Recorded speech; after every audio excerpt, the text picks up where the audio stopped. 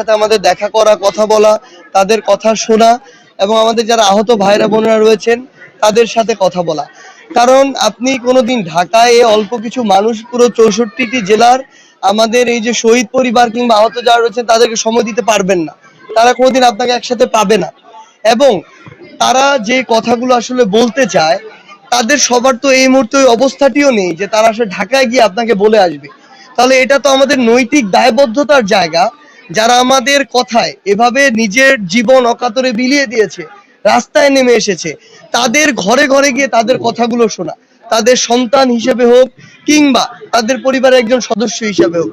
হয়তো আমরা ঘরে ঘরে যেতে পারিনি, কিন্তু আমাদের অবশ্যই তো জেলায় এসে অন্তত জেলার এখানে যারা আমার শহীদ ভাই এর পরিবার রয়েছে কিংবা যারা আহত রয়েছে তাদের সাথে কথা বলা, তাহলে অন্তত একান্তভাবে তাদের কথাগুলো শোনা যায়। এটা এই গুরুত্বপূর্ণ সবচেয়ে ইম্পর্টেন্ট কাজটি আমরা প্রথমত করি। এরপরে আমরা যারা আন্দোলনকারী ছিল, যারা আমাদের ওই একটা ঘোষণায় অকাতরে রাস্তায় নেমে পড়েছেন, নিজের জীবনের রিস্ক নিয়ে নেমেছেন, তারা সেই জায়গা থেকে আমরা তাদের কথাগুলো শুনি।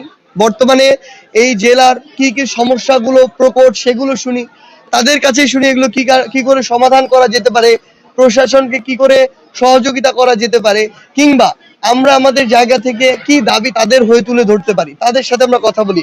দুইটি স্টেক হোল্ডার। তৃতীয়ত আমরা স্থানীয় নেতৃবৃন্দের সাথে কথা বলি। কারণ আমরা মনে করি একটি জেলার এভাবে যদি স্থিতিশীল অবস্থা আসে এবং এভাবে 64টি জেলার স্থিতিশীল অবস্থা আসে, তাহলে দিন শেষে দেশের স্থিতিশীল অবস্থা আসে। তাহলে আলটিমেটলি আমার এই রাষ্ট্রের স্থিতিশীলতার জন্য তো এই যারা স্থানীয় নেতৃবৃন্দ তাদের মধ্যে একটা সমন্বয় প্রয়োজন, তাদের মধ্যে যে মত পার্থক্য মতভেদ এটা থেকে তাদের ঐক্যবদ্ধ হওয়া প্রয়োজন। এই বার্তাটি আমরা তাদের সাথে কথা বলে তাদেরকে জানাই। এক তো রাষ্ট্রের গুরুত্বপূর্ণ এখানে দায়বদ্ধতার জায়গা রয়েছে। আপনারা দেখেছেন গতকালকে রাষ্ট্র পক্ষ থেকে, সরকারের পক্ষ থেকে 100 কোটি টাকার একটি ফাউন্ডেশন করা হয়েছে, যেখানে এই ফান্ডটি দেওয়া হয়েছে। এখানে আরো অন্যান্য ফাউন্ডেশন যুক্ত হতে পারে। আমি মনে করি যে এই আর্থিক সহযোগিতাটা একটি সহযোগিতা, খুবই ভালো কথা, কিন্তু আপনি যখন তাদের পাশে আসবেন এটা তো তাদেরকে মানসিকভাবে একটা প্রশান্তি দেয়। এটা তারা আসলে চায় দিন শেষে। তো আমাদের সন্তান হিসেবে হোক কিংবা তাদের পরিবারের সদস্য হিসেবে হোক, ওই অভাবটুকু আমরা পূরণ করতে পারবো না, এটা ঠিক, কিন্তু তারপর আমরা তো চেষ্টাটুকু আমাদের করা উচিত। এটি আমাদের নৈতিক একটা দায়বদ্ধতার জায়গা। এই জন্যই আমাদের এখানে আসা। আমরা বলেছি যে যে কোনো সময় রাষ্ট্রের জায়গাটি ভিন্ন, সরকারের জায়গাটি ভিন্ন, আমরা যদি সন্তান হিসেবে কিছু করার সুযোগ থাকে, আমরা আমাদের ফোন নাম্বার দিয়েছি, তাদের কন্ট্যাক্ট নাম্বার নিয়েছি। আমাদের সাথে যোগাযোগ করলে আমরা সর্বোচ্চটুকু চেষ্টা করব, সেটা ফোনের মাধ্যমে হোক, ঢাকায় বসে হোক কিংবা একদম তার বাড়িতে এসে হোক। এটুকু আমাদের দায়বদ্ধতার জায়গা এবং এই জন্য আমরা এখানে এসেছি।